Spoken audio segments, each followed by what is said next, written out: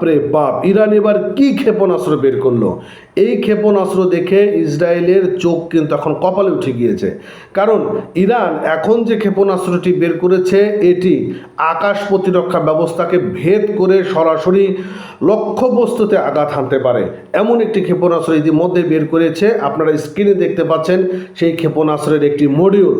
বন্ধুরা, মূলত এখন যে সিস্টেমটি বের করতে যাচ্ছে ইরান, একের পর এক চমক দেখাচ্ছে। অর্থাৎ তারা এখন যেগুলো ক্ষেপণাস্ত্র মারবে প্রত্যেকটা ক্ষেপণাস্ত্র কিন্তু আকাশ প্রতিরক্ষা ব্যবস্থাকে ভেদ করবে এবং সঠিক লক্ষ্যবস্তু স্থানে গিয়ে আঘাত হানবে। আর যেই ক্ষেপণাস্ত্রটি ইরান বের করছে এটা কিন্তু কোনো লোকাল সংবাদ মাধ্যম বা অন্য কোনো সংবাদ মাধ্যম থেকে নয়, সরাসরি ইসরায়েলি সংবাদ মাধ্যমে এটি প্রকাশ করা হয়েছে। তারা বলেছে যে ইরান এখন যে ক্ষেপণাস্ত্রটি বের করেছে সেটি খুবই মারাত্মক এবং এটি আকাশ প্রতিরক্ষা ব্যবস্থা দিয়ে ঠেকানো সম্ভব নয়। এবং আপনারা জানেন যে ইসরায়েলের যে আকাশ প্রতিরক্ষা ব্যবস্থার জন্য যে সকল সরঞ্জাম রয়েছে তা এখন মজুদ প্রায় ফুরিয়ে যাচ্ছে।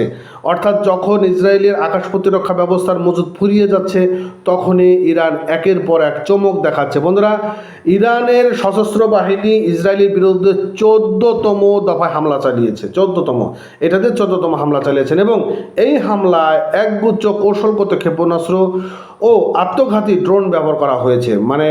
আত্মঘাতী ড্রোন বলতে তো বুঝছেন যে ড্রোন কি নিজেই আত্মঘাতী হয়ে যাবে, একদম বোমারু নিয়ে সেই আত্মঘাতী ড্রোন ব্যবহার করা হয়েছে এবং একাধিক ক্ষেপণাস্ত্র ব্যবহার করা হয়েছে। এবং বৃহস্পতিবার অর্থাৎ গতকাল হামলায় এই সব ক্ষেপণাস্ত্র ব্যবহার করা হয়েছে, যা তার সম্পূর্ণ নতুন ধরনের দাবি করেছেন ইরানের গণমাধ্যম। অর্থাৎ তারা যে সকল ক্ষেপণাস্ত্র ব্যবহার করেছে সকল ক্ষেপণাস্ত্রগুলো সম্পূর্ণ নতুন ধরনের, নতুন নতুন চমক আনতেছে আর কি। কয়টা দিয়ে কি ঠেকাবে, ইরান আগে থেকে প্রি প্ল্যান নিয়েছিল যে তারা যে কোনো মুহূর্তে ইরানে আক্রমণ হতে পারে, তাই তারা এই সকল ব্যবস্থাগুলোকে অনেক শক্তিশালী করে রেখেছিল।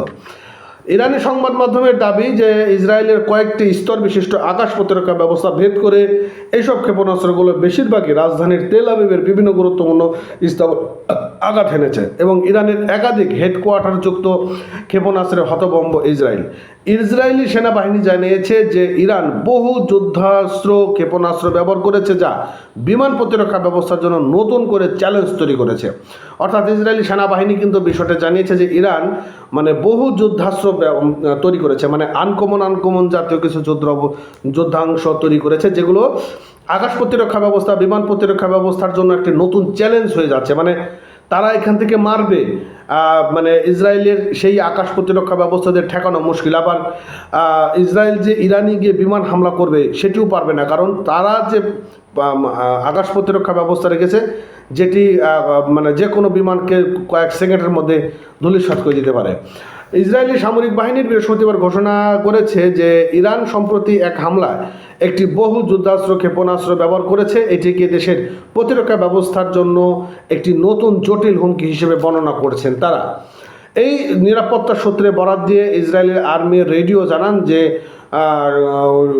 সুনদান এলাকায় লক্ষ্য করে ক্ষেপণাস্ত্র করা ইরানি ক্ষেপণাস্ত্রটি বেশ কয়েকটি ছোট ছোট সাব ক্ষেপণাস্ত্রতে সম্মিলিত গঠিত হয়েছিল। যে ক্ষেপণাস্ত্রটি মারবে এটি ভাগ হয়ে সাব ক্ষেপণাস্ত্রে পরিণত হবে।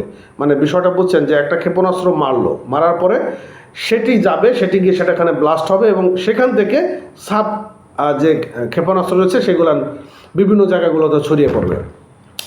আর আঘাতের পর ক্ষেপণাস্ত্রটি খণ্ডিত হয়ে অঞ্চল জুড়ে একাধিক স্থানে আঘাত আনবে।